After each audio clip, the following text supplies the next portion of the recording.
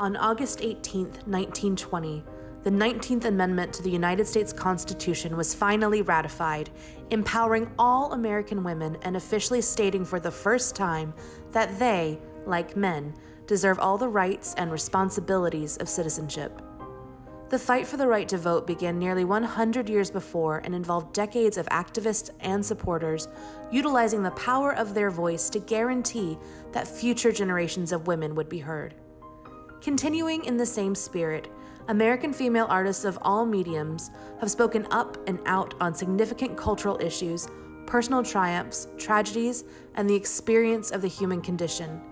Through their creative expression, these artists utilize emotions, talent, personal experiences, and strong points of view that impact the viewer, invoking empathy, understanding, and at times change.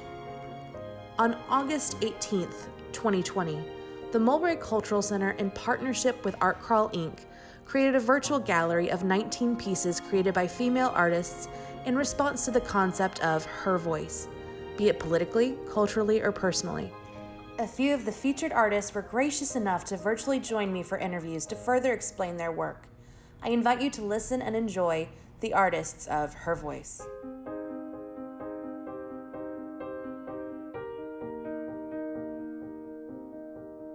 I started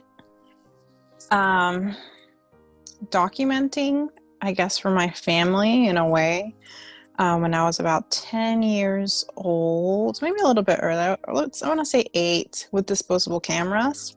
So I always had some kind of disposable camera, and my mom would always, encourage me to use it. And so it was about 10 years old that I took a photo of my great-grandmother, and it was like revolutionary for me and for everybody because it was such a great shot of her. And I had no one had ever seen a photo of my great-grandmother that captured her so well, like who she really was. She always was very serious in photos and not like photos. This is a very candid shot of her smiling, laughing, which it just, you could really feel her personality coming through. And so I was like, I think this is something that I want to do. I want to capture people, at such a young age. That's like what I wanted to do. So it took about a couple years after that, when digital cameras were a little bit more accessible, a little bit more affordable. And I went on a trip to California with my dad, and he got me a DSLR. And from then on, I've been photographing people, and I got a first gig shooting somebody's class reunion, and then I did a wedding, and then I did some boutiques and shops, and I did their season catalog. So it kind of escalated from there, but I would say it really defined that moment at 10 was really a defining moment for me.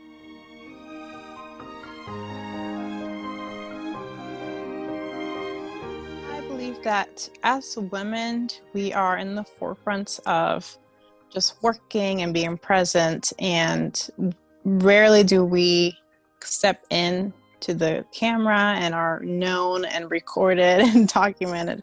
And so for me, I find that so valuable. Life is so fleeting that I want to be able to capture people and recognize who they are, celebrate their lives, and any opportunity that I have to do that, I do it with such intentionality and so much value that it's a gift for them and a treasure for them.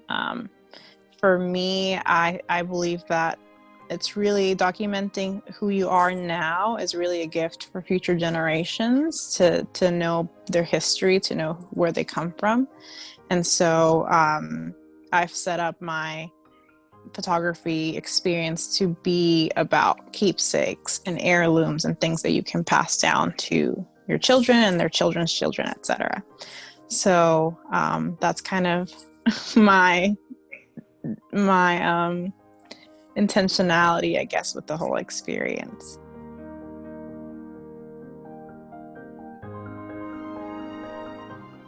My mind went a couple different places.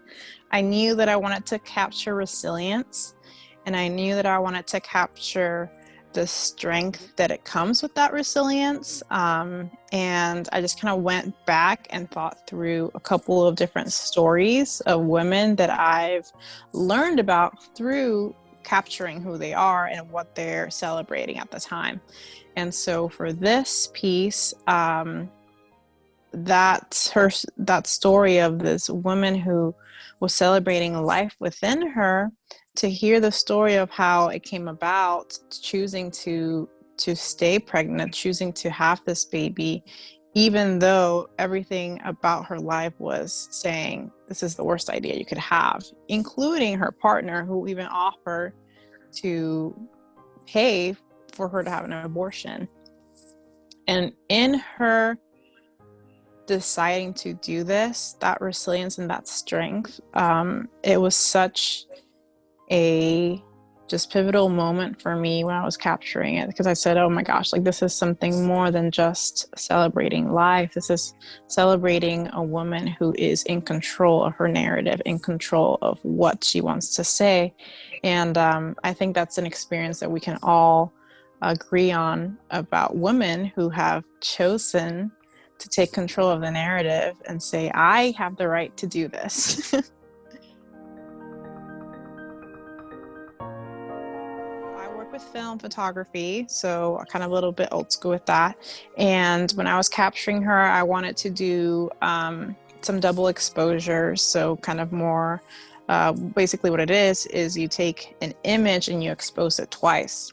And with film, it's a little bit more trickier because you have to know where the shadows lie, and you're really composing this image as it's happening.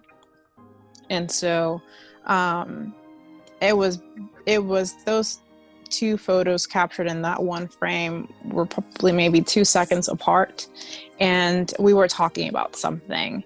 And so she was very unaware of the camera at the time, but because we were so engulfed in conversation.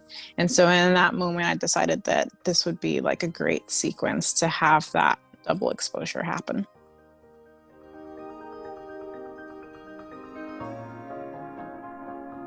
I would say whatever hurt or anger or any kind of negative energy that you have felt because of your work or somebody saying about something about your process, whatever that is, just use that energy to create all the more.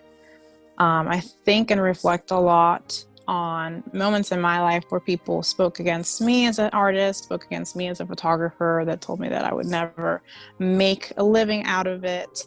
And I could have decided in those moments to give up and surrender to what they were saying about me, and instead I decided to just create all the more and enjoy the process all the more and be the artist that I knew that I was.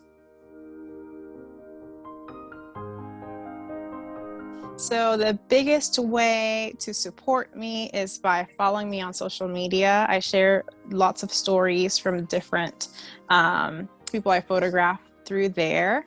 And then the other way is my website. I update that regularly, which is ashleyholstein.com. And you can always sign up for my email newsletter. It's once a month, and I write as well more in depth of stories that I'm encountering, not only just people I photograph, but also just discovering artists that I love. And also how that plays into my life as I pursue a creative life, not only in my work, but also in my lifestyle.